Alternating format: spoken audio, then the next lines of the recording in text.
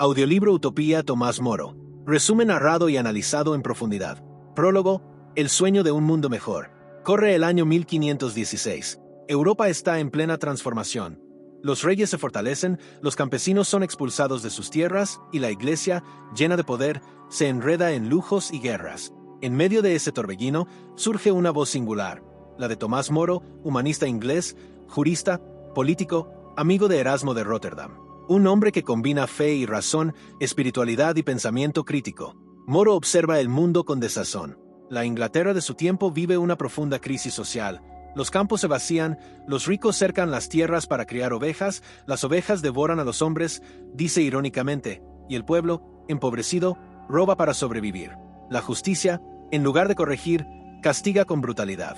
Es en este contexto donde nace Utopía, una obra que combina crítica social, filosofía política y sátira literaria bajo la apariencia de un viaje imaginario. Primera parte.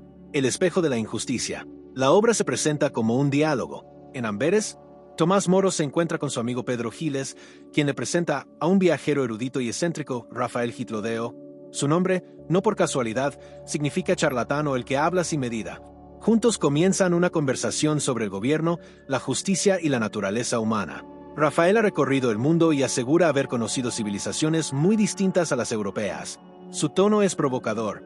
Critica a los reyes que solo buscan conquistas, a los nobles ociosos que viven del sudor de otros y a los clérigos que acumulan riquezas mientras predican pobreza. Denuncia el sistema económico inglés, donde la codicia ha reemplazado al bien común.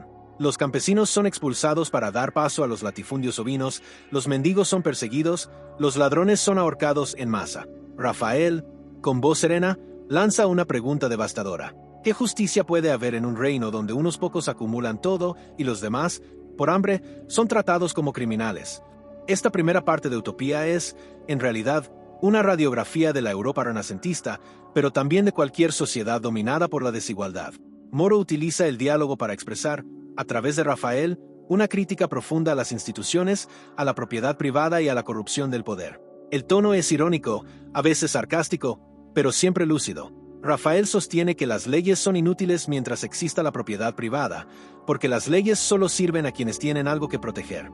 Y entonces anuncia su descubrimiento, una isla donde el orden social es completamente distinto. Una sociedad sin ricos ni pobres, sin hambre, sin ambición. Una sociedad llamada Utopía. Segunda parte. El descubrimiento de Utopía. La segunda parte del libro se abre como una ventana luminosa hacia un nuevo mundo. Rafael describe la isla de Utopía con detalle casi cartográfico. Fue descubierta por el legendario explorador Utopo, quien conquistó el territorio y lo transformó en una república racional basada en la armonía, la educación y la justicia. La isla tiene una forma perfecta, semicircular, rodeada de mares seguros y protegida por su propio aislamiento. Está dividida en 54 ciudades idénticas, todas construidas siguiendo el mismo modelo arquitectónico. Las casas son amplias, limpias y no pertenecen a nadie en particular. Cada 10 años las familias cambian de vivienda para evitar el apego a la propiedad. Los utopienses trabajan todos, sin distinción de sexo o clase. Cada persona aprende un oficio y el trabajo se organiza de manera colectiva. 6 horas diarias bastan para cubrir todas las necesidades. El resto del tiempo se dedica al estudio, al arte, a la filosofía y a la recreación. El ocio no es vicio, sino oportunidad para cultivar el espíritu. No existe el dinero. Los bienes se almacenan en grandes depósitos comunes y cada familia toma lo que necesita. La abundancia no se mide por la acumulación, sino por la suficiencia. En Utopía, la riqueza es inútil. El oro y la plata se usan para hacer grilletes a los esclavos o para fabricar objetos vulgares, de modo que pierden su valor simbólico. El orden moral y político. El sistema político de Utopía es una república democrática y meritocrática. Cada grupo de 30 familias elige un sifilante o magistrado local, y estos, a su vez, eligen a un príncipe que gobierna por vida, siempre que no se vuelva tirano. Las decisiones importantes se toman en consejo, y el debate público es una virtud, no un riesgo. La educación es central. Todos aprenden a leer, escribir y razonar desde jóvenes. El conocimiento se considera el bien más alto, y la filosofía, la guía del comportamiento humano. La religión es libre. Los utopienses creen en distintos dioses, pero todos coinciden en una idea esencial: el alma es inmortal y la virtud es el camino hacia la felicidad. Las guerras son raras. Los utopienses las evitan, pero si deben luchar, lo hacen solo por defensa propia o para liberar a pueblos oprimidos. Rechazan la gloria militar y prefieren la diplomacia. La violencia, cuando ocurre, es estratégica, nunca pasional. El matrimonio es sagrado, pero se permite el divorcio por causas graves. Las costumbres sexuales son moderadas y el respeto mutuo es norma.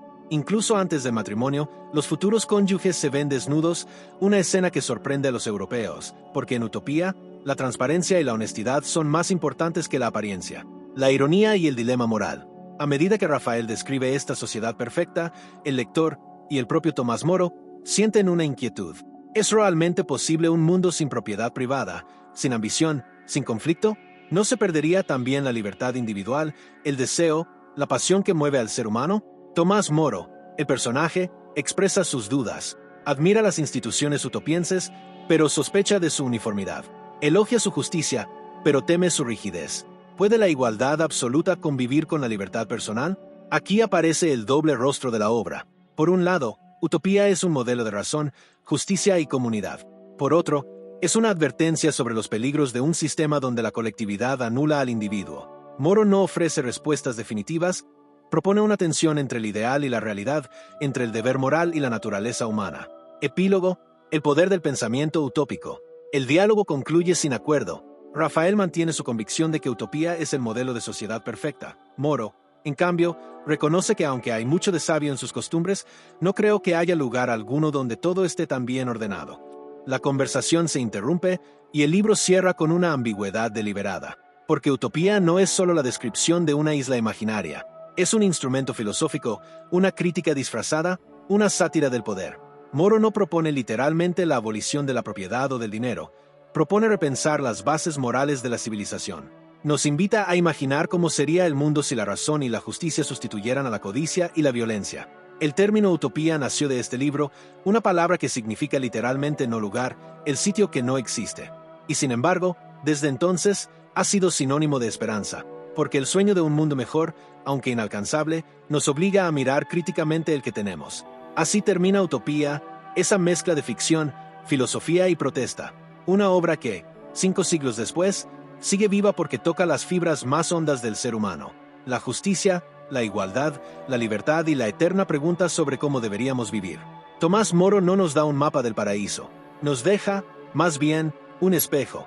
Y en ese espejo, cada época se ve reflejada, a veces con admiración, a veces con vergüenza, preguntándose, ¿estamos más cerca del ideal o más lejos que nunca?